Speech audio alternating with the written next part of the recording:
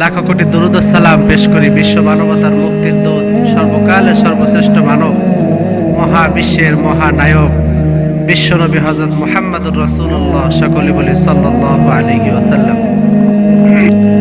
আমরা সকলেই জানি মহান রব্বুল আলামিন পৃথিবীতে মানুষের হেদায়েতের জন্য, মানুষকে সরল সঠিক পথ দেখানোর জন্য যে কিতাবটি নাজিল করেছেন, সেই কিতাবের নাম হলো আল কুরআনুল কারীম। সেই কিতাবের নাম কি? আল কুরআনুল কারীম। এখন এই পৃথিবীর মানুষ যুগে যুগে প্রশ্ন করেছে যে কোরআন কেন এসেছে, যদিও আল্লাহ তাআলা এটার ভিতরে পরিপূর্ণভাবে বলেছেন হুদাল্লিল মুত্তাকিন, হুদাল্লিন নাস। এই কোরআন সারা বিশ্বের মানুষকে, সারা বিশ্বের মুমিনদেরকে, মুত্তাকিনদেরকে পথ দেখাবে, মানুষকে পথ দেখায় তাকে পবিত্র করে মুত্তাকি বানাবে এই কোরআন।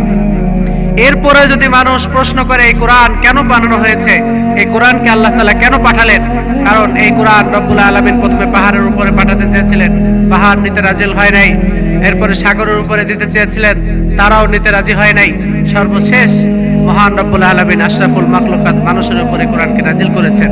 তাহলে এত বড় একটা আসমানি কিতাব কেন আল্লাহ তাআলা নাজিল করলেন? এই প্রশ্ন যখন মানুষের মাথায় ঘুরপাক খাবে, আল্লাহ তাআলা এই কোরআন সৃষ্টির সময় এই প্রশ্নের উত্তর দিয়ে দিয়েছেন।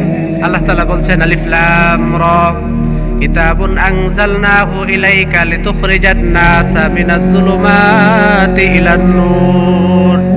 এই কোরআনকে আমি পৃথিবীতে কেন পাঠালাম?